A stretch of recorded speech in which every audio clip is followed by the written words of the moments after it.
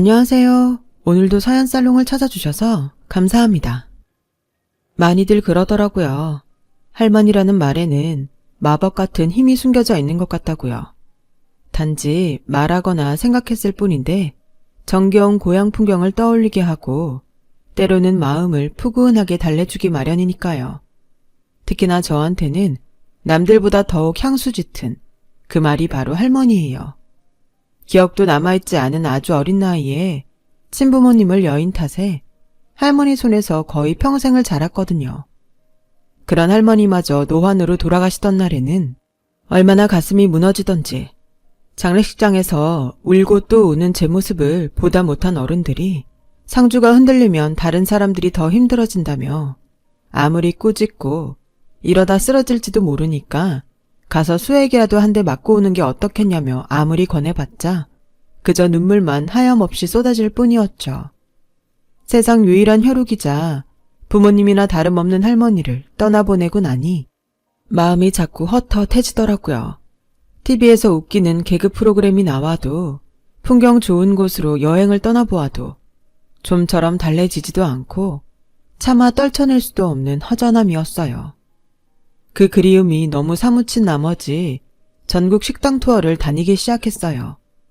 친할머니가 직접 빚고 끓여주셨던 만둣국을 단 한 번만이라도 다시 맛보고 싶었으니까요. 세상을 떠난 할머니의 그림자를 음식을 통해 찾아다니고 있었던 거예요.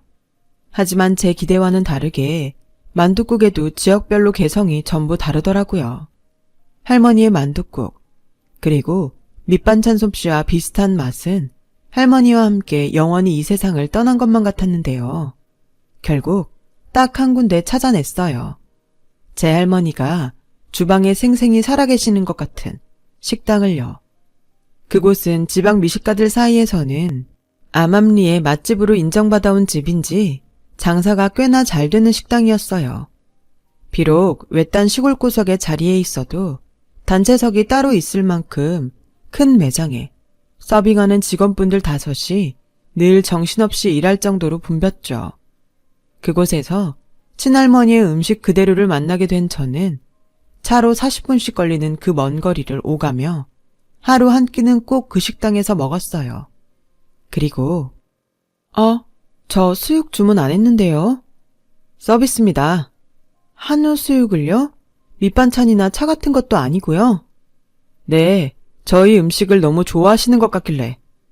아, 네. 근데 저기요, 마음은 감사하지만 이런 거 함부로 막 주시고 그러면 문제 생기지 않을까요? 문제라뇨?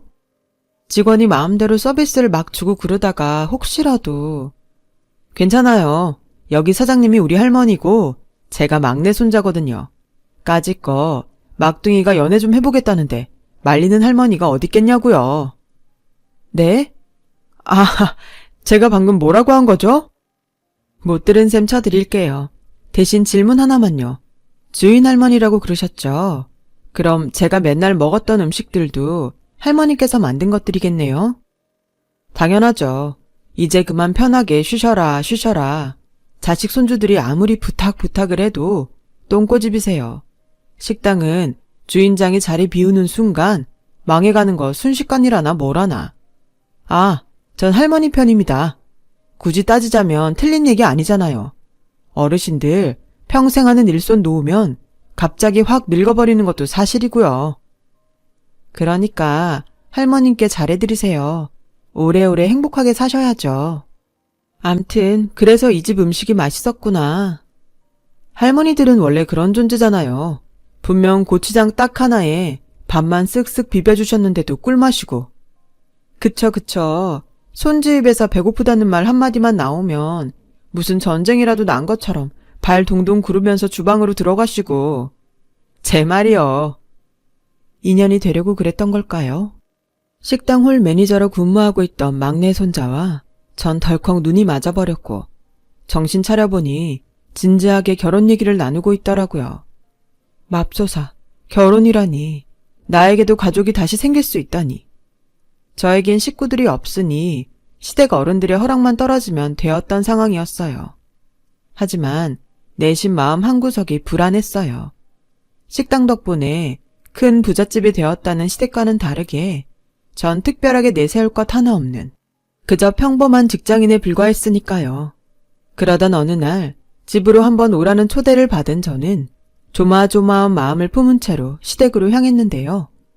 반대라도 있지 않을까 싶었던 우려와는 다르게 저녁 밥상이 차려져 있더라고요. 소박한 가정식 스타일이었죠. 그리고 그 음식을 전부 손수 만든 사람은 시모도 손이 동서들도 아닌 시할머니였어요. 감격에 겨워있던 시할머니는 마치 친할머니가 돌아온 것과 같은 모습으로 말씀하셨어요. 우리 식당에서 매일 식사한다는 얘기 많이 들었어. 돌아가신 친할머니 음식이랑 맛이 너무 똑같아서요. 그래서 먹다 보면 꼭 집 거실에 앉아있는 것 같은 기분이라고나 할까요?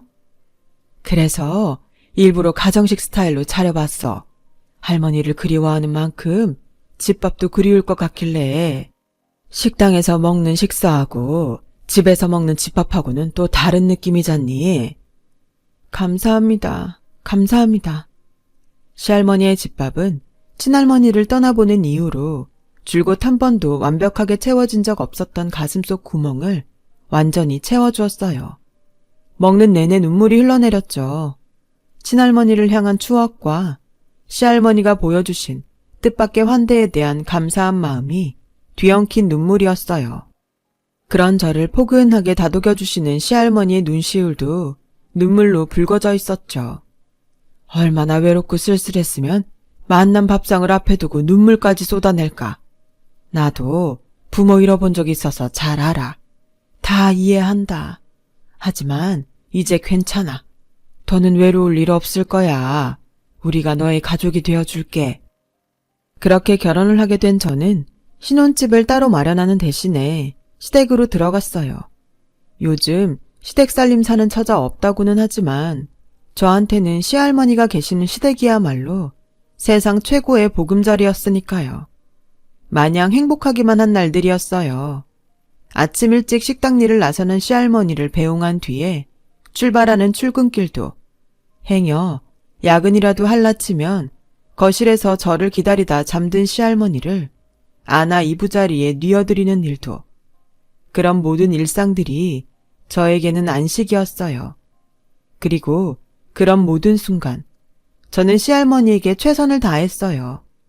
손주 며느리에서 며느리 세 글자를 뚝 떼어낸 마치 진짜 손주처럼요. 물론 시부모님께도 잘했고요. 하지만 시할머니를 향한 저의 효심이 누군가는 영 못마땅한 모양이더라고요. 남편에게는 두 형수이자 저에게는 두 손이 동서였죠. 그 중에서도 특히나 큰형님이 시아버님께 제 뒷담화를 그렇게 해대더라고요. 아버님, 솔직히 막내 동서 행동이 좀 의심스럽지 않으세요? 내 눈에는 고맙게만 보이던데 뭘. 말이 나왔으니까 얘기지만 시부모도 모자라 할머니까지 모시고 사는 며느리가 어디 흔하다던. 친자식들조차 낳아주고 길러준 부모 외면하는 일이 남 얘기가 아닌 세상인데. 그러니까 더 이상한 거죠. 자꾸 뭐가 또? 젊고 예쁜 동서가 시집에 들어와 살 이유가 대체 뭐가 있겠냐고요. 돈이죠. 유산. 부모 부양한 자식한테는 법적으로다가 더 많은 지분을 나누어 주게 되어 있잖아요. 땡! 멀쩡히 살아있는 시부모 앞에서 못하는 말이 없어. 아버님. 그래, 네 말 맞다나 굳이 법적으로가 아니어도 곁에서 직접 우더름 모신 자식한테 더 많은 정이 가고 정이 많이 가는 만큼 더 물려주고 싶은 게 부모 마음이야. 정유산이 탐나거들랑 니들이 막내 대신에 들어와서 우리랑 할머니 모시고 살면 돼. 경고하는데 다시는 그딴 말 입 밖으로 꺼내지 말거라.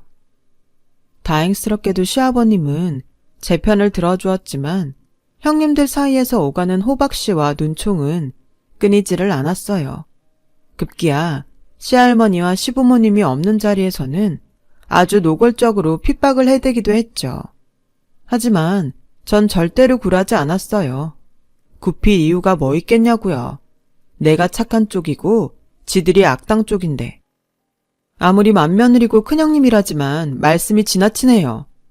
내가 뭐 없는 소리 한 것도 아닌데. 했잖아요, 없는 소리. 재산 어쩌고. 얘 눈 세모나게 뜨네? 이봐, 동서. 손윗 사람으로 충고 한마디 하겠는데 깨끗한 척 좀 그만해.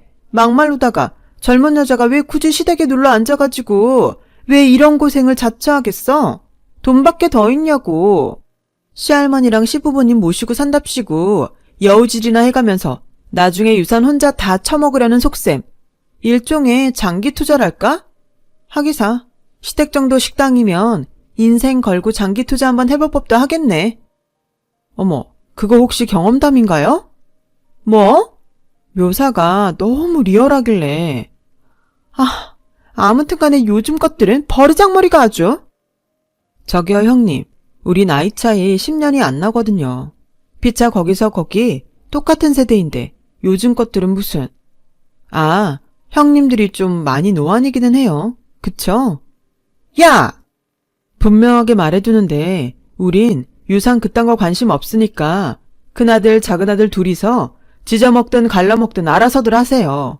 단 한 번만 더 저를 두고 이상한 소리하고 다니면 그땐 기대해보자고요. 과연 세상이 누구 편을 들어줄지. 말문이 턱 막힌 채로 허공을 향해 헛웃음만 터뜨리는 동서들의 꼬라지가 어찌나 우습고 통쾌하던지요. 아무리 뒤에서 씹어대고 핍박을 해봤자 지들은 제 싸움 상대가 되지를 않는다는 걸 전혀 모른다는 눈치였어요.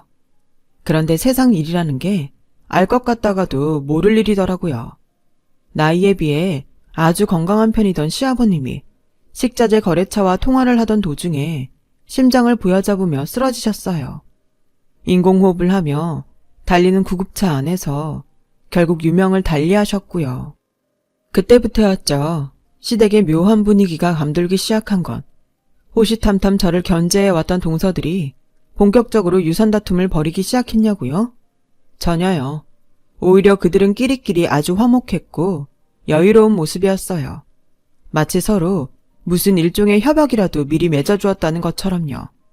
알고 보니까 제가 미뤄 짐작했던 그 협약이 진짜로 존재하더라고요. 미망이 된 신모 사후에 저 빼놓고 모든 유산을 동선의 집들끼리 공평하게 나눠 갖기로 한 협약이요. 뭐 좋아요. 평생을 가난하게 살아와서 그런지 몰라도 유산? 아무래도 상관없었고 애초에 관심조차 없었어요. 핵심은 그 협약의 주동자가 누구인가 하는 문제일 뿐이었죠. 결론부터 말씀드리자면 시아버님의 장례를 마치고 채 며칠이 지나지 않아 저와 남편은 시댁에서 쫓겨났어요. 저희끼리 분가해서 행복하게 살라는 배려가 아니라 너희는 이제 남남이니 나가서 따로 살라는 통보였죠. 말하자면 의절이요. 잘못이라고는 눈꼽만큼도 저지르지 않은 저희 부부를 내쫓은 사람은 다름 아닌 시모였어요. 그동안 저를 음해해왔던 동서들의 행동을 뒤에서 조종해왔던 사람도 시모였고 시모 사후에 시댁의 모든 재산을 저희 부부는 쏙 빼고 동선의 집들끼리 나누자는 협약의 주동자 또한 시모였어요.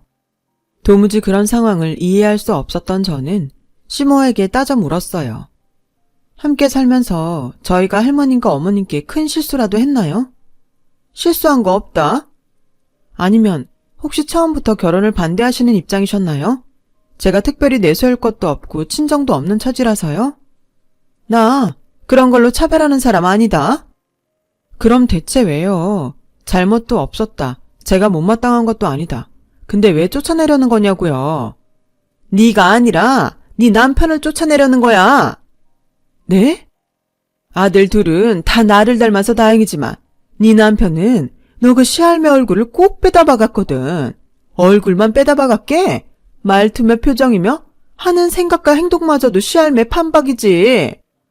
그게 무슨 말씀이세요? 신랑이 시할머니 손자니까 당연히 닮을 수도 있는. 어머님, 혹시 아니죠? 그래, 아니다. 셋 다 내 배 아파 낳은 아들 맞고 네 시아버지 핏줄 맞어. 하지만 여지껏 키우면 키울수록 시할매 닮아가는 네 신랑의 모습을 마주할 때마다 소름이 돋았던 것도 사실이다. 죽은 남편 눈치 보느라 표현을 못해왔을 뿐이지. 시모는 시할머니를 무슨 철천지 원수처럼 원망하는 마음을 평생을 숨겨가며 살아왔어요. 시모가 막 결혼한 세대길 적 있었던 사건 때문인데요. 시모의 친정 아버지가 아주 깊은 밤중에 반쯤 술에 취해 찾아와서는 대뜸 큰 돈을 빌려달라고 한 적이 있었대요. 그때 시할머니는 아주 호되게 호통치며 단 한 푼도 내어줄 수 없다며 단호하게 거절했고요. 왜냐면 시모의 친정 아버지는 노름꾼이었으니까요. 깊은 밤중에 술 마시고 찾아온 꼴을 보아하니 돈 몇 푼이나마 쥐어주었다가는 또 화투판을 기웃거릴 것이 뻔한 상황이었으니까요. 그래서 더 단호하게 거절할 수밖에요. 그런데 하필이면 그날 마침 술도 마셨겠다 눈앞에 둥둥 떠다니는 타투패들의 유혹에 넘어가버린 그 사람은 결국 노름판에 낄 돈을 마련하기 위해 금은방을 털다가 현행범으로 체포되었다고 해요. 그래서 시할머니에게 돈을 빌려달라고 요구하던 그 사람의 모습이 시모가 본 마지막 친정아버지의 모습이 되고야 말았어요. 시모는 일수꾼 빚쟁이들의 감시가 무서워 교도소 면회도 가보지 못했고 그 사람은 출소 즉시 위험한 빚쟁이들의 추격을 피해 어느 외딴 섬으로 숨어들었다가 결국 혼자 외롭게 객사하는 처지가 되어버렸던 까닭이었죠. 저로서는 도무지 이해할 수 없는 원망이었지만 시모에게는 친정 아버지가 시할머니와 관련되어 시작된 사건으로 인해 돌아가셨다 라는 단순한 현실만이 중요한 모양이었어요. 왜 피는 물보다 진하고 팔은 안으로 굽는 법이라잖아요.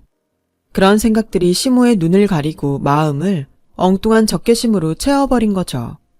그래서 결국 시모는 노름꾼들이 대개 맞이하는 비참한 결말에 대해서도 노름빚은 빌려주는 거 아니라는 상식도 시할머니에게는 아무런 잘못도 없다는 사실조차 제대로 바라보지 못한 채로 수십 년을 원망하며 살아왔던 거고요. 그런 사연들을 알게 되자 저에게는 아주 큰 걱정이 날아들었어요. 한통 속인 시모와 동서들 속에 혼자 남겨질 시할머니 걱정이었죠. 좋아요. 나가서 살게요. 피차 얼굴 맞대고 살아봤자 좋은 꼴 못 보고 살 것 같으니까. 대신 조건이 있어요. 할머니는 저희가 모실게요. 허! 얘, 너 보기보다 야망이 크구나. 그러는 어머님은 망상이 지나친 편이고요. 그냥 효도하겠다는 걸 가지고 무슨 야망식이나. 다 꼬부라지 노인네? 앞으로 살면 얼마나 산다고. 어머님. 데려가는 건 허락하마. 어차피 꼴도 보기 싫은 노인네 이참에 치워버리면 나야 좋은 일이니까. 대신 노인네 앞으로 있는 식당이며 재산들 한 푼도 건드리지 않겠다 약속하고 데려가. 노인네 죽고 나면 친정아버지가 당한 일에 대한 피해보상 차원에서라도 내 그 돈 전부 가져가야겠으니까. 그러죠. 어차피 유산 보고 할머니 모시는 건 아니니까. 하지만 당신을 모시고자 한다는 뜻을 밝힌 저희 부부에게 시할머니가 생전 처음 역정을 내며 말씀하시길. 여기가 내 집인데 가긴 어딜 가? 잘 알죠. 하지만 이게 다 할머니를 위해서예요. 시어머니가 할머니한텐 어떤 마음을 품고 사는지 벌써 몇 번씩이나 말씀드렸잖아요. 그니까 저희랑 가세요. 네? 일 없다 이거사. 꼴 보기도 싫으니까는 이 길로 썩 나가서 다시는 코빼기도 비추지 말거라. 돌변한 시할머니의 모습은 큰 충격이었어요. 대체 뭐가 어디서부터 어떻게 꼬여버린 상황인지 도무지 이해할 수가 없는 일이었죠. 그렇게 저희 부부는 결국 시할머니를 모셔오지도 못한 채로 시댁에서 쫓겨나고야 말았고 저는 한동안 또다시 허전한 날들을 보내야만 했어요. 다행히도 친할머니를 잃었던 때와는 다르게 제 곁에는 남편이 있어준 덕분에 아주 조금씩이나마 허전함을 이겨나갈 수 있었는데요. 그로부터 몇 달 뒤 매섭게 춥던 겨울 직장 업무차 법원에 서류를 떼러 방문했던 저는 누군가와 부딪히고야 말았어요. 그 바람에 누군가의 손에 들려있던 서류가 바닥에 쏟아졌어요. 입으로 연신 죄송하다고 사과하면서 그 서류를 주워주다 보니까 성년 후견인 판결이 확정되었다는 서류더라고요. 바로 그 순간 누군가에게 서류를 건네던 저는 사색이 되고야 말았어요. 누군가는 시모였고 제가 주워 건넨 서류는 시모를 할머니의 성년 후견인으로 지정한다는 서류였으니까요. 청년 후견인 지정 사유가 제 억장을 무너뜨리고야 말았어요. 치매 걸리셨어요, 할머니가? 그렇다더구나. 덕분에 나만 논았고. 너도 알지? 내가 노인네 청년 후견이 된 그 순간부터 그 인간 재산 전부가 사실상 내 돈과 다름이 없어진다는 거. 덕분에 나야 논았지. 송장 치르기 전에 사실상 상속부터 받은 셈이니까 상속세도 한 푼 없지. 됐고요. 할머니는요? 괜찮죠? 많이 심한 건 아니죠? 괜찮으면 법원이 청년 후견인 신청을 받아줬겠니? 그때 시모의 표독스러운 표정을 바라보며 저는 형언할 수 없는 불안감에 휩싸였어요. 그 즉시 시댁으로 달려갔고 아니나 다를까 시할머니는 누구의 보호도 받지 못한 채로 방치되어 있더라고요. 다시 떠올리는 것만으로도 눈물이 쏟아지네요. 어쨌든 격분한 저는 급히 시할머니를 따뜻한 저희 집으로 모시고 난 뒤에야 시모에게 쳐들어가 한바탕 뒤집어 놨어요. 당신이 이러고도 사람이야? 짐승도 이렇게는 안 해. 노인네가 스스로 저지른 죄값 그거 전부 돌려받고 있는 셈 치자꾸나? 무슨 죄값? 요름꾼한테 돈 안 대준 거? 아님 세상 딱 하나 있는 며느리가 자기 엉뚱하게 원망하는 줄도 모르고 평생을 자상하게 대해주었던 거?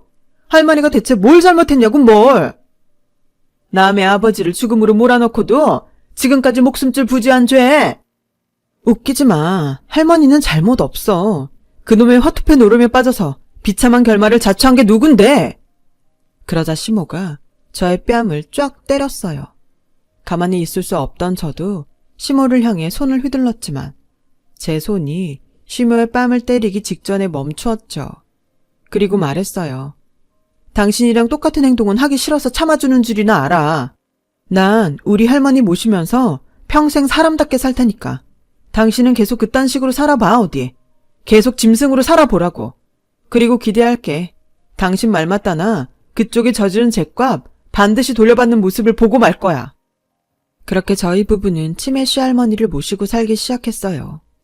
처음에 저희가 모시고 나오겠다고 했던 날에 왜 그렇게 모질게 저희를 외면했는지 묻고 싶은 마음은 굴뚝 같았지만 천진난만한 어린 아이가 되어버린 시할머니한테서 대답을 듣기에는 무리였고 무엇보다 그런 건 중요하지 않았어요. 시할머니가 여전히 제 할머니고 제가 여전히 할머니의 손주라는 사실이 그저 감사할 따름이었죠. 하지만 치매 병수발은 듣던 대로 만만하지가 않더라고요. 특히나 평생을 음식을 하며 살아온 시할머니는 수시로 주방 소꿉놀이를 하는 어린이가 되었는데요. 그런 행동이 갈수록 잦아지고 정도가 깊어지더니 아침 저녁으로 식사를 준비하는 제 곁을 졸졸 따라다니면서 잔소리를 하기까지 이르렀어요. 또한 직장생활과 치매 병수발을 동시에 해내느라 갈수록 파김치가 되어가는 저를 새벽같이 깨워 마시를 나가자고 졸라대는 행동이 하루 이틀 건너 일상이 되었어요. 그때마다 시할머니는 새벽 도매시장으로 저희 부부를 이끌었고 군데군데 도매상에 불쑥 들어가서는 요크루트 하나 얻어먹고 나오기 일쑤였죠. 혹시 내 음식이 입에 맞지 않아서 그러시나 싶은 제가 눈코 뜰 새 없이 바쁜 와중에도 겨우겨우 짬을 내어 요리학원 수업을 듣기도 해봤지만 시할머니의 행동은 더 심해지면 심해졌지 나아지지는 않았어요. 그런데 제 고민을 들어주던 요리학원 선생님이 뜻밖의 말을 꺼내더라고요. 어머, 그거 식당 물려주시려는 것 같은데? 아마 아닐걸요? 어차피 할머니가 계속 치매고 시모가 계속 할머니 후견인인 이상 아무리 물려주고 싶어도 사실상 방법이 없기도 하고요. 식당을 물려준다는 건 식당 건물과 간판을 물려준다는 뜻이 아니에요. 식당의 음식을 내리물림하는 게 진짜 식당을 물려주는 거지. 아침마다 도매시장 돌아다니는 것만 해도 그래요. 좋은 식자재를 좋은 값에 거래할 거래처를 찾고 유지하는 게 식당에 있어서 얼마나 중요한데요. 그걸 가르쳐 주시겠다는 거잖아요. 곰곰이 생각해보니 요리학원 선생님의 말이 전부 맞더라고요. 요리하는 제 곁에 착 달라붙어서 마치 주방 소꿉놀이인 양 해댔던 잔소리는 제 음식이 입에 맞지 않아서가 아니었어요. 할머니 당신을 큰 부자로 만들어주었던 식당의 레시피를 전수해 주려던 것이었죠. 새벽까지 찾아가서는 요구르트 하나 얻어먹고 나오던 도매상들은 전부 식당의 거래처였고요. 모든 걸 알게 되는 순간 시할머니를 보살피며 피곤함을 느꼈던 저 스스로가 창피해지더군요. 시할머니의 행동에 조금만 더 관심을 기울였다면 아무 인연도 없는 도매상 주인들이 할머니에게 요구르트를 대접할 이유가 없을 테니까요. 모든 사실을 알게 된 저는 울며 불며 시할머니를 향해 달려갔고 마침 제정신이 돌아와 있던 참인 시할머니가 저를 꼭 안아주며 말씀하셨어요. 내가 언제 또 정신이 돌아올지 몰라서 기회 있을 때 전화마. 그날 모셔가겠다는 너희를 외면했던 말은 진심이 아니었어. 그때 이미 난 내가 어쩌면 노망이 났을지도 모른다는 사실을 어렴풋이 직감하고 있었단다. 그래서 너희를 내몰았던 거야. 우리 귀한 손주 며느리가 노망난 노인네 곁에 들러붙어서 괜히 고생이나 하며 살까봐. 한참 어리고 예쁜 시절 할미한테 저당 잡혀서 몽땅 잃어버릴까봐. 그게 너무 무서웠어. 스스로를 짐처럼 말씀하시지 마세요. 할머니가 좋아서 그래서 모시고 싶은 거니까요. 할머니랑 오래오래 행복하게 지내고 싶은 마음, 저 그거 진심이라고요. 고맙다. 고마워. 제가 감사할 일이죠. 할머니 손주로 살아갈 수 있어서. 때맞춰 시할머니는 다시 어린이로 돌아가셨어요. 하지만 그날 이후로는 할머니를 모시는 일이 전혀 피곤하지 않더라고요. 되려 세상 살아가는 힘이 되었죠. 그러는 한편으로 시할머니의 주방 소꿉장난 요리 교육은 계속 이어졌고 오래지 않아 저희 부부는 퇴직금과 대출금을 싹싹 긁어 모아 시할머니의 식당을 잇는 작은 음식점을 내었어요. 그렇게 몇 년이라는 시간이 치열하게 흘러갔어요. 시할머니 덕분에 크게 성공한 저희 부부는 상가 건물을 하나 올렸어요. 그리고는 새 건물에 확장 입주하게 될 식당을 위한 주방 정직원 모집 공고를 내었죠. 면접을 순조롭게 마친 저희 부부가 사무실 문을 막 나서는데 마침 급히 달려온 누군가가 저희 부부의 발에 납작 엎드려 머리를 조아리더라고요.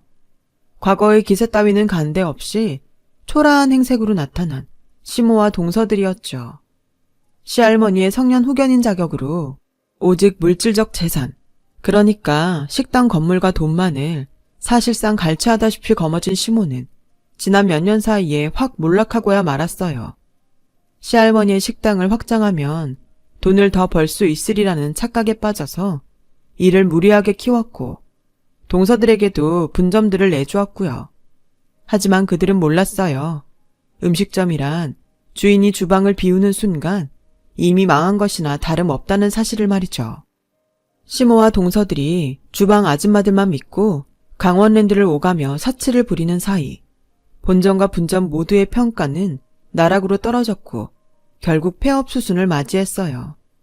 폐업하는 과정에서 많은 빚까지 생겨버린 탓에 이 일 저 일 전전하다가 다시는 안 볼 것처럼 내쫓았던 저희 부부한테까지 찾아오게 되었고요. 인생 통으로 말아먹었다는 얘기는 들어서 알고 있었지만 이 정도까지 떨어질 줄은 몰랐네요. 그러게나 말이다. 세상 일이 이렇게 될 줄 난들 알았겠니? 글쎄요. 난 당신들이 무작정 식당 확장하고 분점까지 내고 흥청망청 놀러다닐 때 이런 결말 미리 예상했는데? 할머니가 저 결혼하기 전에 남편한테 했던 이야기가 있어요. 식당은 주인이 자리 비우는 순간 망해 나가는 거 순식간이라고.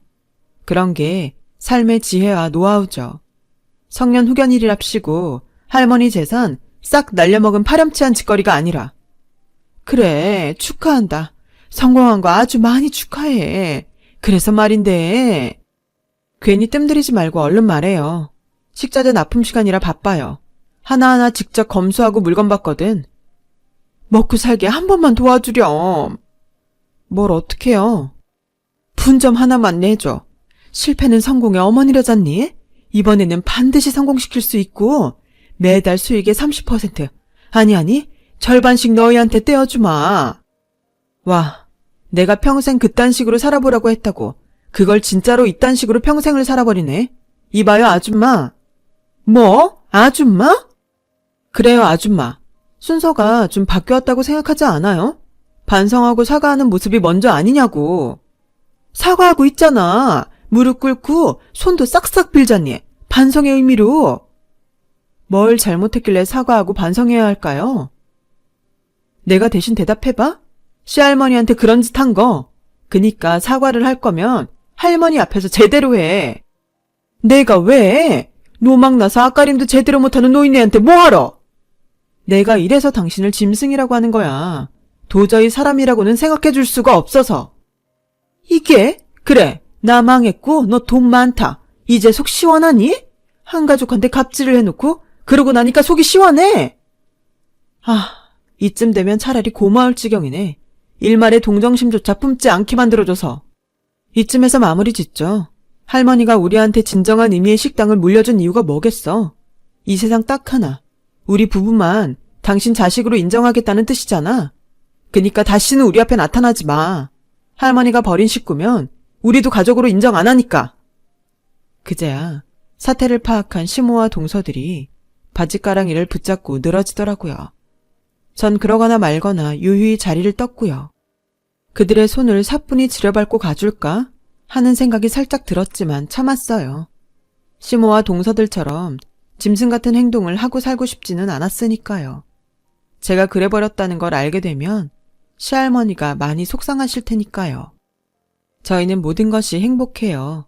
새로 올린 저희의 건물에 확장한 식당도 비록 사소한 일 하나하나 직접 눈으로 확인하고 책임지는 바람에 몸은 고되고 힘들지만 고객 만족도는 더더욱이 높아져 가고 있어요. 그만큼 장사가 잘 되는 건 덤이기도 하고요. 이대로 몇 년 뒤라면 건물 하나 더 올릴 수 있을 것 같아요. 시할머니는 여전히 잘 지내고 계세요. 저희 곁에서 오래오래 살아주시는 것만으로도 무척이나 감사한 일이죠. 시모와 동서들은 어떻게 되었냐고요? 몰라요. 관심도 없고 알고 싶지도 않아요. 우리 가족에게 관심 갖고 사랑 주는 것만으로도 바쁜 세상. 남남이 어찌되었던 무슨 상관이래요. 그래도 추측을 좀 해보자면 제 버릇 개 못 준 탓에 어딜 가든 불청객 신세이지 않을까요? 제 긴 사연 들어주셔서 고맙습니다. 여러분, 건강이 최고입니다. 모두 건강하세요. 여러분, 사연 댓글에 응원과 현명한 조언 부탁드려요. 좋아요와 구독은 저에게 큰 힘이 됩니다. 오늘도 좋은 일 가득하세요.